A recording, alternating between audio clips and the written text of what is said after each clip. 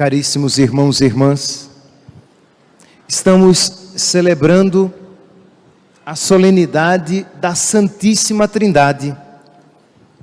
É um dos mistérios mais profundos e mais escondidos de Deus, porque se Deus não nos tivesse revelado que Ele é Pai, Filho e Espírito Santo, pela nossa inteligência apenas, nós não conseguiríamos sequer nos aproximar. Porque, por exemplo, a nossa inteligência consegue se aproximar de que existe Deus. Isto é, nós olhamos para a beleza e a ordem do mundo e dizemos, isso não pode ter vindo por acaso. Isto é, existe um Deus e este Deus é criador. E este Deus é bom, porque Ele criou as coisas todas boas, muito boas.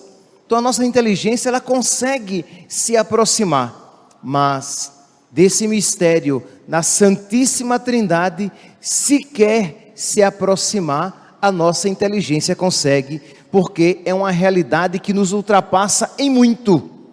Deus que é Pai, como? Vocês podem dizer, mas padre, muitas religiões falam a respeito de que Deus é Pai. Sim, mas falam no sentido metafórico. Falam que Deus é Pai no sentido de que Ele cuida, ou de que Ele é o Criador de todas as coisas, ou de que Ele tem um amor de predileção por algumas criaturas ou por todas, mas que Deus tenha um filho, de que Deus seja Pai no sentido mais adequado da palavra, somente a fé cristã nos deu a revelar. Jesus Cristo é quem, se vocês olharem o Antigo Testamento, vocês não vão ver esta realidade. Vocês vão ver que Deus é chamado de Pai dos reis, que Deus é Pai do seu povo, que é Pai de Israel, mas vocês compreendem que é sempre uma linguagem metafórica. É apenas por ocasião da vinda de Jesus, que Jesus diz, o meu Pai. E quando Jesus diz isso, os fariseus compreendem com que profundidade ele está dizendo aquilo, que querem até apedrejá-lo. Como? Ele está dizendo que Deus é seu Pai? E era exatamente isso. Jesus, Ele nos revela que aquele Deus adorado por Israel é seu Pai, e é seu Pai desde sempre, porque Ele é o Filho eterno desde sempre. Lá no Evangelho de São Mateus, no capítulo 11, versículo 27, nós encontramos Jesus que diz, ninguém conhece o Filho a não ser o Pai, e ninguém conhece o Pai a não ser o Filho, e a quem o Filho o quiser revelar. No Evangelho de São João, no capítulo 1, já no início, nos primeiros versículos, vocês vão encontrar São João e os apóstolos que dizem isso. No princípio era o Verbo, era Jesus, a segunda pessoa da Santíssima Trindade. No princípio era o Verbo, e o Verbo estava com Deus, e o Verbo era Deus. Isto é, Jesus, o Verbo do Pai, o Filho de Deus, é Deus como o Pai. São Paulo, na carta aos Colossenses, no capítulo 1, nos primeiros versículos também, já no início, salvo memória, no versículo 3, São Paulo diz que Jesus é a imagem visível do Deus invisível. E na carta aos Hebreus, no capítulo 1, também, sempre no início das cartas, o autor da carta aos Hebreus diz que Jesus é a expressão, é a representação da glória de Deus e expressão da sua substância. Tudo isso para mostrar que Deus tem um filho. Isso nenhuma religião disse, que Deus tivesse um filho neste sentido absoluto, um filho eterno, um filho Deus como Ele, não no sentido de adoção simplesmente, de bem-querer, de cuidado, ou de Deus Pai como Criador. O magistério da igreja, então, a partir desta fé bíblica, o magistério ele expressa esta mesma fé. Se nós rezássemos hoje o credo niceno-constantinopolitano, é aquele credo grande. Nós temos 2 credos. Normalmente rezamos o chamado símbolo apostólico. Creio em Deus Pai Todo-Poderoso, Criador do céu e da terra. É mais curto e todo mundo sabe de cor. Mas em algumas ocasiões, a igreja pede até que se reze o credo niceno-constantinopolitano, que é o credo cumprido, mais completo.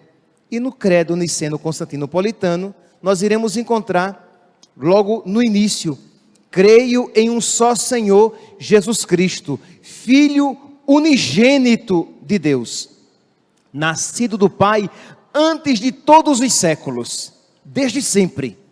Isto é, da mesma maneira que o sol, desde que é sol, ele emite calor, desde que Deus é Deus e Deus é Deus desde sempre, ele tem um filho, o seu filho Jesus, a segunda pessoa da Santíssima Trindade. Nascido do Pai antes de todos os séculos, Deus de Deus, luz da luz, Deus verdadeiro de Deus verdadeiro, gerado, não criado, consubstancial ao Pai, da mesma substância que o Pai, Deus da mesma maneira que o Pai, igualmente Deus, não que o Pai seja maior, não, eu e o Pai somos um. Pois bem, a igreja então expressa esta verdade revelada por Jesus. Jesus revela que Deus é Pai e que Ele é o seu Filho eterno, o seu Filho unigênito. E Jesus também revela o Espírito Santo. Na economia da salvação, na história da salvação, Jesus revela a Trindade. Revela que Deus é Pai, que é Filho e que é Espírito Santo. Jesus diz: eu vos enviarei um outro Paráclito. Lá no Evangelho de São João, no capítulo 14, no versículo 16. João, capítulo 14, versículo 16, vocês vão encontrar: eu rogarei ao Pai, e Ele vos dará um outro Paráclito, para que fique eternamente convosco. Jesus então promete que enviará um outro igual a Ele, Deus como Ele, um outro Paráclito, um outro defensor, um outro que caminhará convosco sempre. E Ele, aí Jesus começa então a dizer tudo aquilo que o outro Paráclito fará. Ele não vos deixará órfãos. Versículo 26, Ele vos ensinará todas as coisas, Ele vos recordará tudo o que eu vos tenho dito. No capítulo 15, no versículo 26, Ele dará testemunho de mim. No capítulo 16, no versículo 13, de novo, Ele vos ensinará a verdade, Ele vos anunciará as coisas que virão, Ele me glorificará e Ele anunciará tudo aquilo que eu vos ensinei. Então Jesus então promete este outro Paráclito que estaria conosco, e Jesus então dessa maneira expressa que Ele revela a terceira pessoa da Santíssima Trindade. Revelou que Deus é Pai e revelou a vinda do outro Paráclito. E mais uma vez a igreja, o magistério, os bispos, guiados pelo Espírito Santo, eles sistematizam, eles oficializam esta fé. E no credo niceno-constantinopolitano, naquele mesmo credo que nós rezamos algumas vezes, vocês vão ouvir: creio no Espírito Santo, Senhor que dá vida. O título Senhor, Kyrios, era apenas dado a Deus. Já no Antigo Testamento, os judeus que não pronunciavam o nome de Deus, no lugar pronunciavam Adonai, que significa Senhor, que no Novo Testamento o título é Kyrios, Jesus Cristo é o Senhor, e ao nome de Jesus, do Senhor Jesus, se dobrará todo o joelho, no céu, na terra e nos infernos. Pois bem, o Espírito Santo é Senhor, creio no Espírito Santo, Senhor que dá vida, que procede do Pai e do Filho, e com o Pai e o Filho é adorado e glorificado, Ele que falou pelos profetas. Então Ele é Deus, porque Ele é adorado como o Pai e como o Filho. Muito bem, nós vemos aqui então, de uma maneira bem resumida, esta catequese inicial, para que nos clareie a memória. Isto é este mistério que nós estamos celebrando, a pessoa, as três divinas pessoas, a pessoa de Deus Pai, de Deus Filho e Deus Espírito Santo. Os três são completamente Deus individualmente. Isto é, se juntássemos o Pai e o Filho, eles não seriam maiores, mais Deus que o Espírito Santo. Por quê? Porque cada uma das pessoas é Deus completamente. E cada uma das pessoas tem todos os atributos das outras. Tudo ali é comum. Apenas uma coisa é diferente. Daqui a pouco nós saberemos, acredito que muitos sabem. Tudo na Trindade é um. Isto é, a Trindade é onipotente. O Pai é onipotente, o Filho é onipotente, o Espírito Santo é onipotente. A Trindade é onisciente, sabe tudo. O Pai é onisciente, o Filho é onisciente, o Espírito Santo é onisciente. A Trindade é onipresente. A Trindade é criadora. Não foi apenas quem é o criador de todas as coisas. A Trindade não é apenas o Pai. Quem criou as coisas visíveis e invisíveis foram o Pai, o Filho e o Espírito Santo. Foi Deus. Por apropriação, nós aplicamos ao Pai. Mas o Pai, o Filho e o Espírito Santo têm esta realidade. São Criador.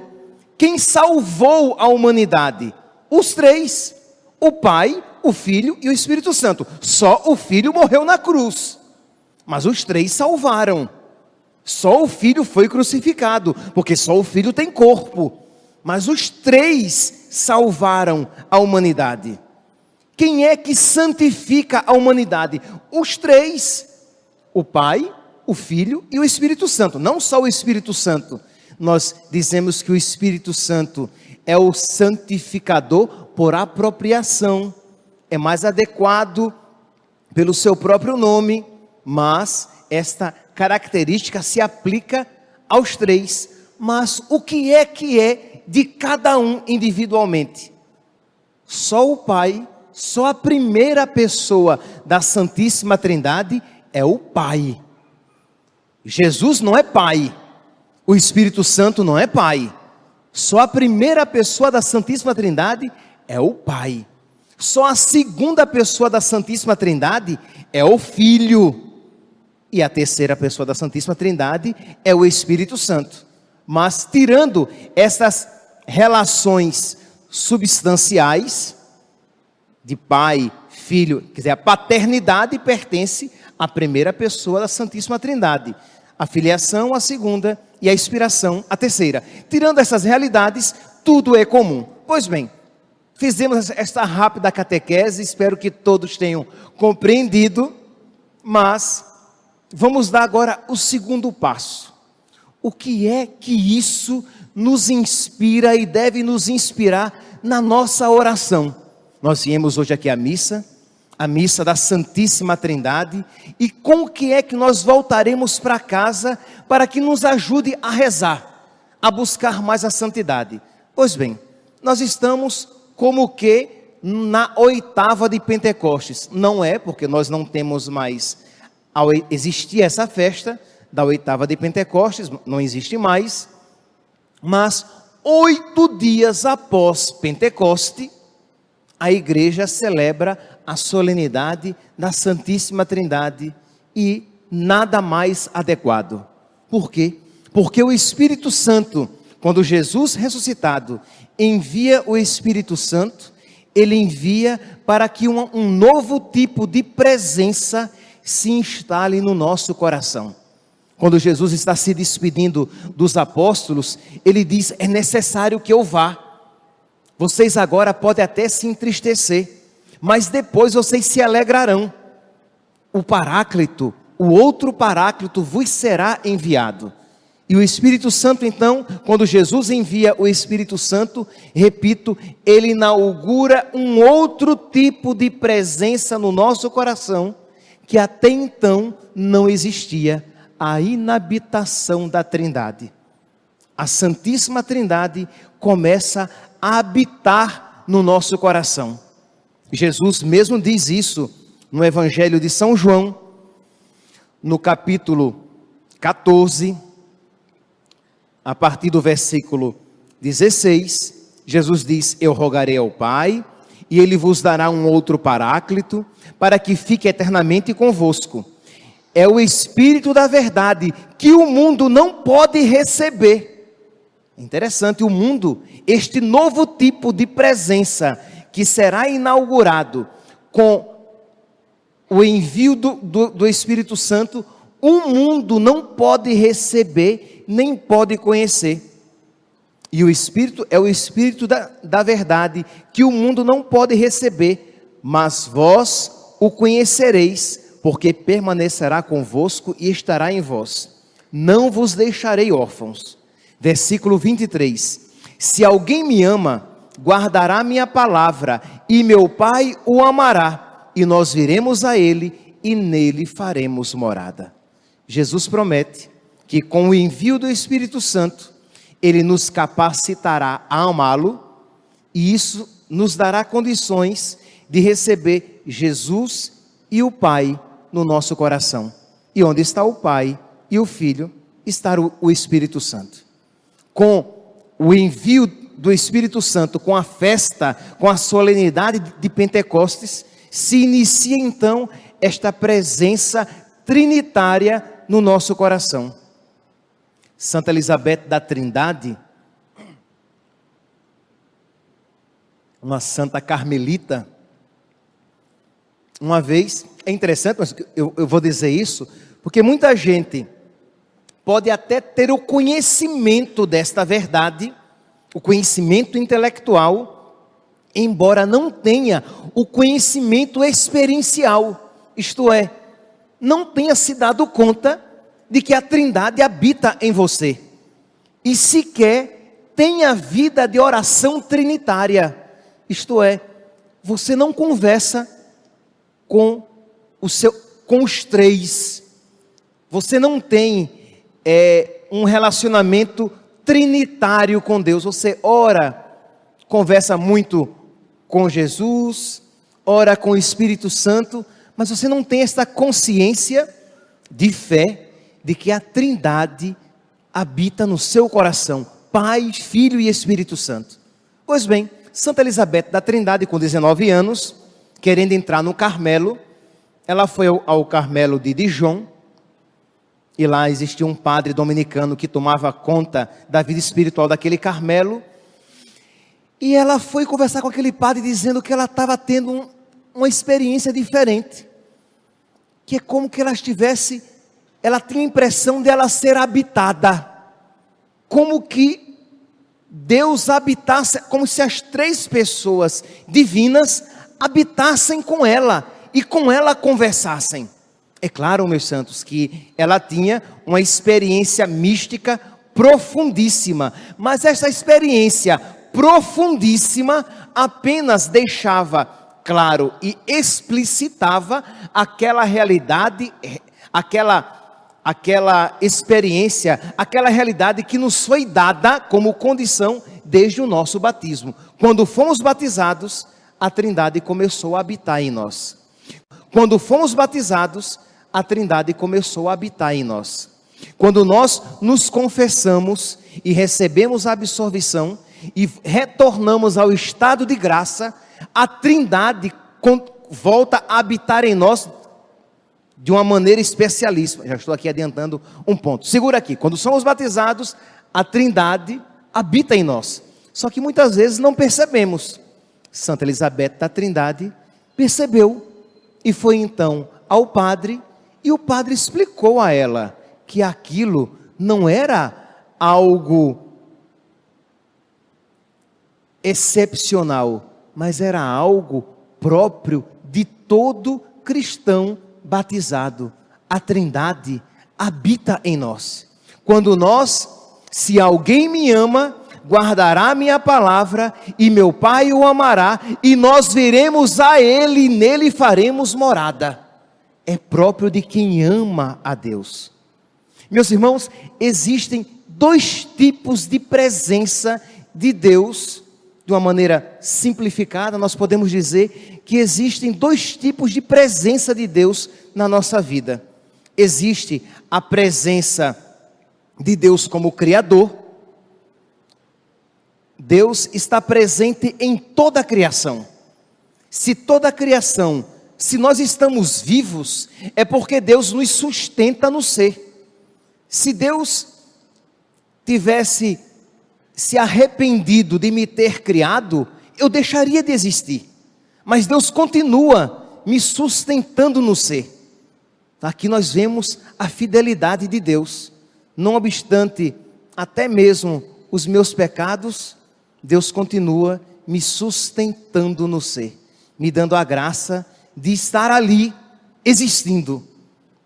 Mas existe a presença de Deus como amigo, que é próprio daquele que está em estado de graça.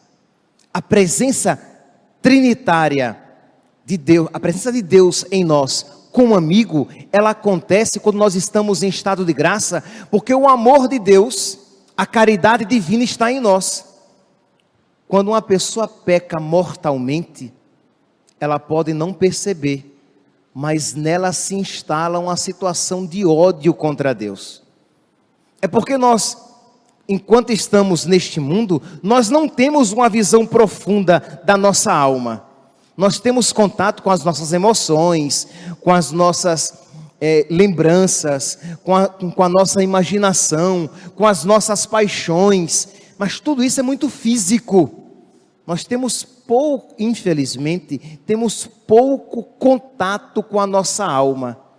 Mas se você morresse agora, em estado de graça, você veria que há amor no seu coração. Que mesmo que você não estivesse amando a Deus profundamente, mas existe amor no seu coração, porque você está em estado de graça. E Deus o livre, se você morresse em estado de pecado mortal, você veria que existe ódio contra Deus no seu coração.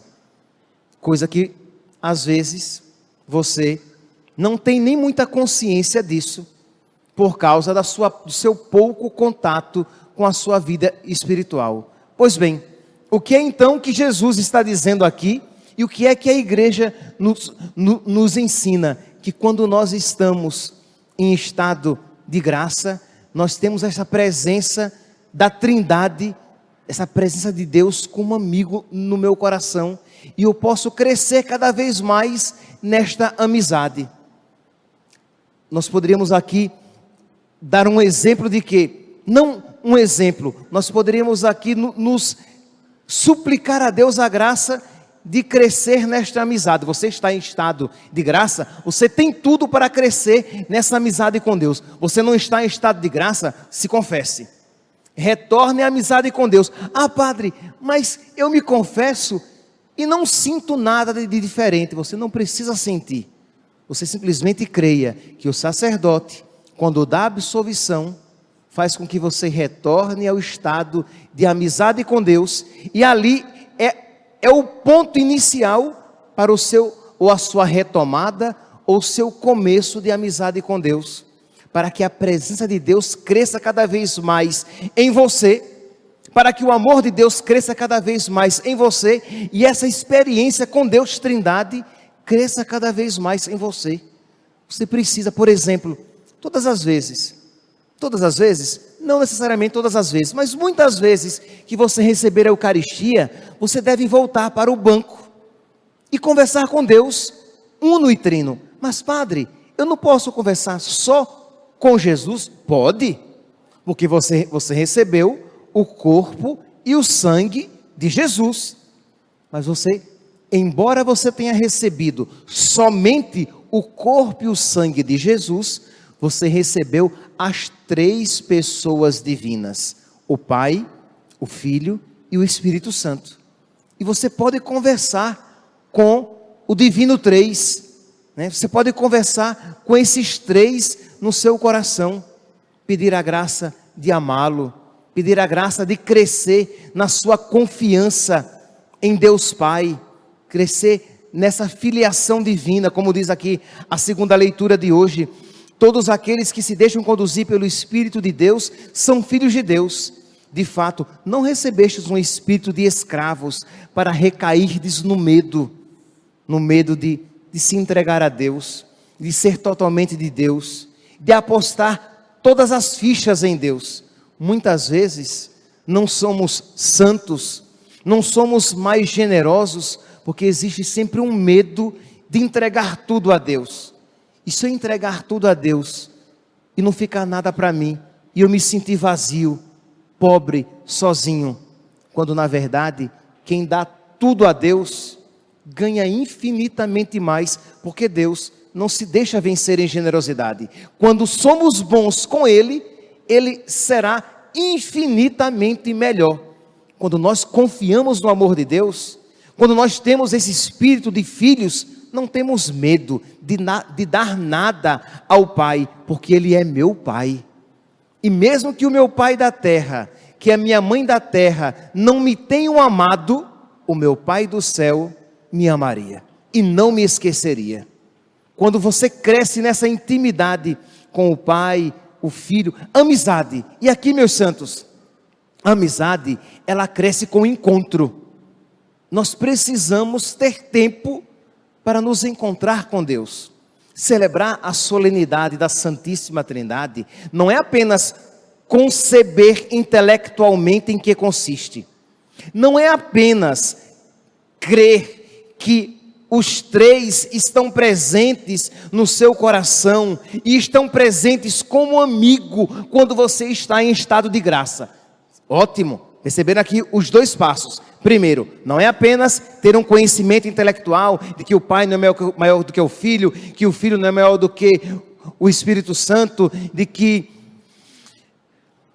Deus são 3 pessoas, mas uma única substância. Você ter toda aquela compreensão catequética importante a respeito da Santíssima Trindade. Não apenas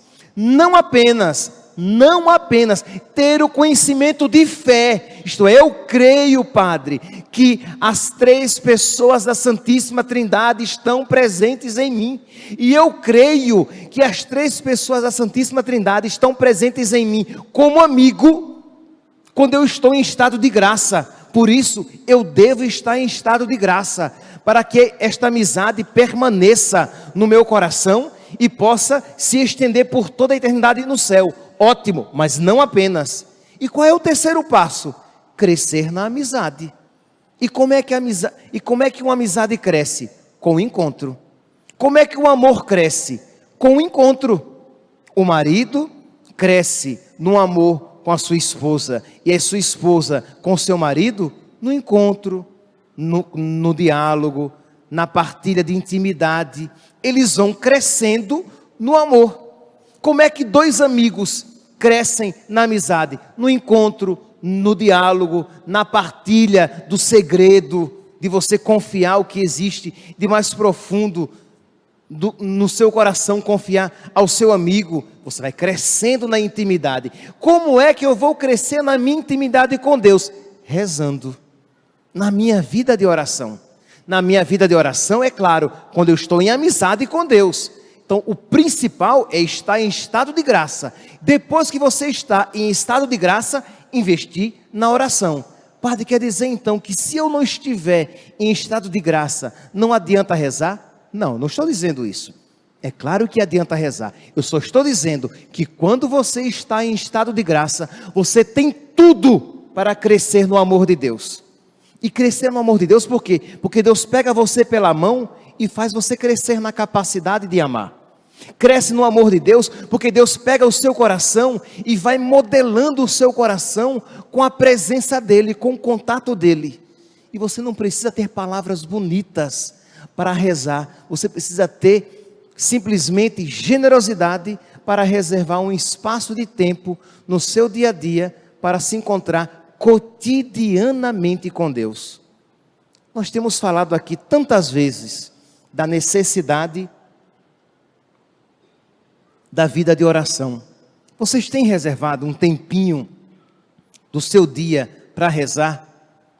Eu falei para aqueles que estavam iniciando os seus 20 a 30 minutos de oração todos os dias, em que você entra no seu quarto ou vai para um lugar reservado, leva a Sagrada Escritura, ou um livro espiritual, Imitação de Cristo, aquele livro A Oração de Santo Afonso de Ligório, ou um outro livro espiritual que você leva, você começa, faz o sinal da cruz, invoca o Espírito Santo, começa a leitura daquele livro, até que a partir daquele momento, você perceba que já pode caminhar com as próprias pernas e começar o seu diálogo com Deus.